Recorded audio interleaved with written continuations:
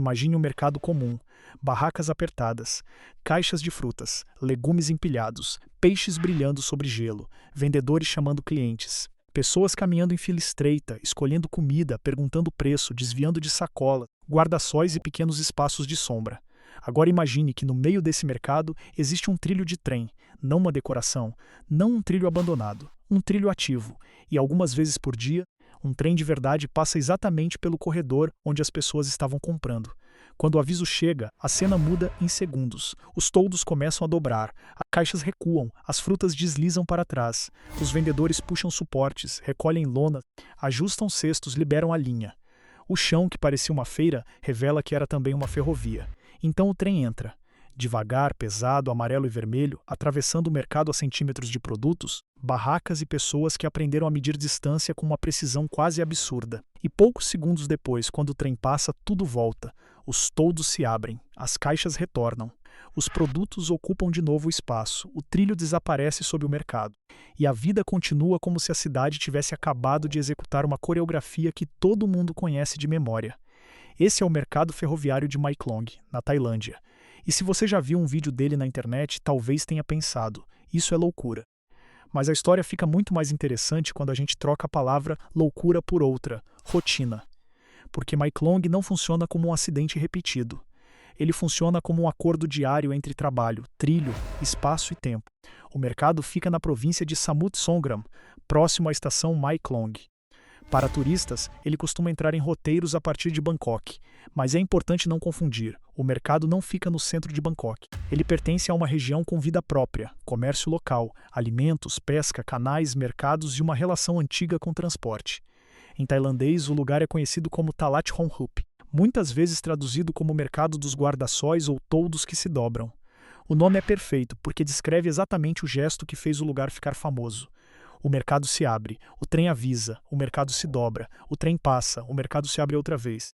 A fonte oficial de turismo da Tailândia descreve o mercado como uma faixa de cerca de 100 metros, junto à estação Mae Klong, vendendo produtos agrícolas, frutos do mar e comida local. A mesma fonte registra que o trem passa 8 vezes por dia, embora horários possam mudar e precisem ser checados na data da visita. Mas para o nosso vídeo, o número exato é menos importante que a ideia. Isso acontece várias vezes. Não é uma cena rara preparada para a câmera. É trabalho sincronizado com uma tabela de trem. Quando o trem se aproxima, os vendedores não entram em pânico. Eles sabem o que fazer. Cada banca tem seu gesto. Um toldo levanta. Uma prateleira desliza. Uma caixa é puxada para dentro. Algumas mercadorias ficam tão baixas que o trem passa por cima da zona visual delas sem tocar. Outras precisam sair da área imediatamente. O mais impressionante é que cada pessoa parece saber o limite exato entre o espaço do mercado e o espaço da ferrovia. E esse limite não é uma parede, é uma memória, uma linha aprendida pelo corpo. O visitante enxerga perigo, o vendedor enxerga procedimento. Essa diferença muda tudo, porque em uma cidade qualquer, a passagem de um trem costuma separar mundos. De um lado, a plataforma, do outro, a rua, a grades, cancelas, avisos, distância, uma zona técnica em que o corpo comum não entra. A ferrovia é desenhada para afastar. Em Mae Klong, a sensação é oposta. A ferrovia está dentro da intimidade do mercado. Ela passa ao lado do peixe, da fruta, do guarda-sol, da balança, da conversa sobre preço, do saco plástico, do carrinho, do vendedor que conhece o cliente pelo rosto. O trilho não aparece como infraestrutura distante, ele aparece como parte do mobiliário cotidiano. E isso faz o cérebro do visitante falhar por um instante. Porque a gente aprendeu que trem tem direito absoluto de passagem. Quando um trem chega, a cidade recua. Só que em Mae Klong, a cidade recua sem sair. Ela apenas se dobra, essa palavra é perfeita, dobra, o toldo dobra, a banca dobra, o corpo dobra, o espaço dobra, e depois tudo desdobra. É quase como se o mercado tivesse duas formas oficiais, a forma de vender e a forma de deixar o trem passar. Na forma de vender, o trilho é corredor, suporte visual, linha escondida, caminho estreito. Na forma de passagem, o trilho recupera sua autoridade. Por alguns segundos, ele deixa de ser chão de mercado e volta a ser ferrovia. Essa alternância é o que torna o lugar tão hipnótico. Não é só um trem no meio da feira. É uma transformação completa do espaço diante dos olhos. Para quem chega pela primeira vez, o trem parece invadir o mercado. Para quem trabalha ali, o trem é parte da agenda. Ele não interrompe o mercado como um desastre. Ele pontua o mercado como um evento previsível.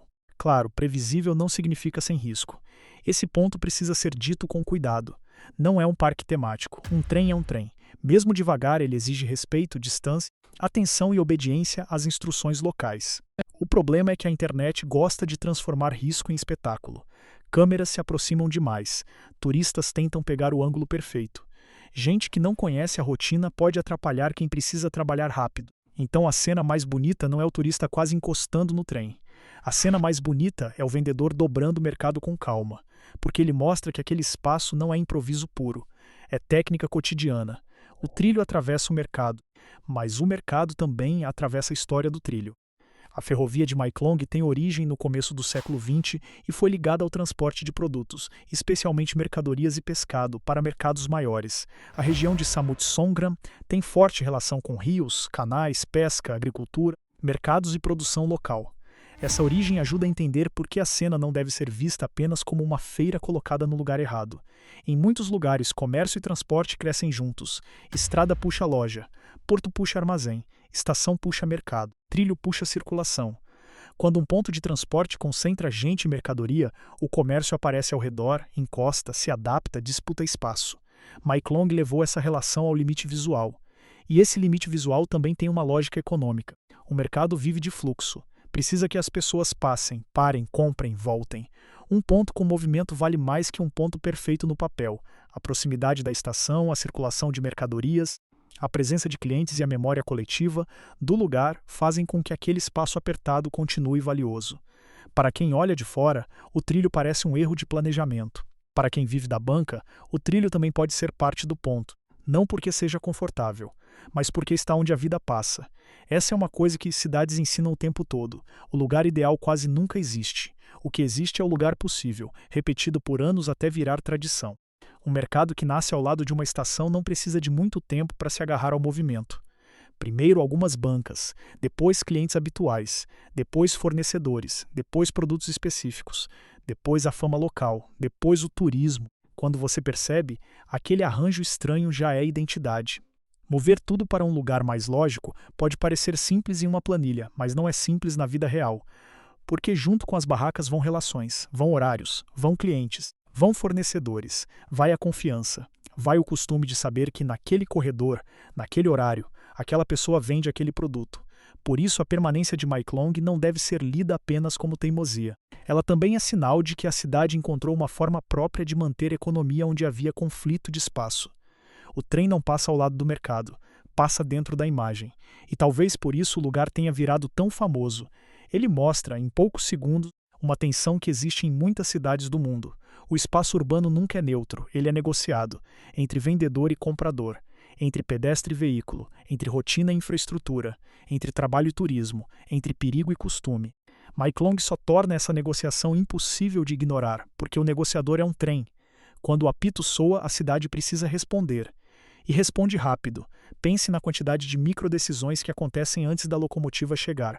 Alguém escuta o aviso. Alguém sinaliza. Um toldo começa a subir. Uma banca puxa a mercadoria. Uma pessoa recolhe uma cadeira. Outra afasta uma cesta. Um cliente dá 2 passos para trás. Um vendedor verifica se nada ficou perto demais. O trilho reaparece. O trem entra. Nada disso parece grandioso se você olha apenas uma ação isolada. Mas quando todas acontecem ao mesmo tempo, o mercado inteiro vira uma máquina humana. Não uma máquina perfeita no sentido industrial, uma máquina social, feita de hábito, confiança, repetição e correção. E quando o trem passa, a máquina roda ao contrário. O toldo desce, a caixa volta. O peixe volta para a beira, a fruta volta para a luz. O cliente volta a perguntar preço, o vendedor volta a vender. O trem vira memória e o mercado vira mercado de novo. Esse ciclo cria uma sensação quase teatral. Mas para os vendedores, teatro é só uma parte, o mercado existe para vender. Frutas, legumes, frutos do mar, temperos, alimentos locais, itens do dia a dia. Antes de ser atração turística, ele é economia. E esse é outro erro comum. Olhar para Maeklong como se ele existisse apenas para o visitante filmar. Não. O visitante chegou depois, o trabalho estava ali. O turismo aumentou a visibilidade, trouxe renda, câmeras, excursões, vídeos e pressão. Mas a coreografia dos vendedores não nasceu como show, nasceu como adaptação. Antes de milhões de pessoas assistirem a vídeos curtos do trem, já existia uma rotina local. Antes do momento viral, havia gente escolhendo peixe, fruta, curry, sobremesa, legumes, sacolas para levar para casa. A câmera chegou a uma cena que já tinha sentido econômico. Isso é muito importante para a direção visual. Se a edição mostrar apenas o trem, o mercado vira truque. Se mostrar apenas os vendedores correndo, vira caricatura. Mas se mostrar o mercado antes do haver a comida, as mãos, as balanças, os clientes, o calor, as texturas e só então o trem, a cena ganha respeito. O trem deixa de ser piada e vira interrupção coreografada de uma vida real. Também vale olhar do ponto de vista de quem está dentro do trem. Para o passageiro, a experiência é quase o inverso. Em vez de ver o mercado abrir espaço para a locomotiva, ele vê rostos, toldos e mercadorias passarem pelas janelas. O trem atravessa um corredor vivo, colorido e apertado, como se a cidade estivesse a um braço de distância. Em muitos lugares, a janela do trem mostra a paisagem afastada. Ali, mostra o trabalho de perto. Isso cria uma estranha intimidade entre transporte e comércio. O trem não cruza uma zona vazia, cruza uma conversa, cruza cheiro de alimento, cruza rotina, cruza expectativa. E por alguns segundos, todo mundo aceita que a prioridade mudou. Quem vende para, quem compra espera, quem filma precisa sair, quem conduz segue devagar. Depois, a prioridade muda de novo. O mercado recupera o espaço. Essa diferença é essencial para o tom do vídeo. A gente pode se impressionar, mas não pode tratar o lugar como zoológico urbano.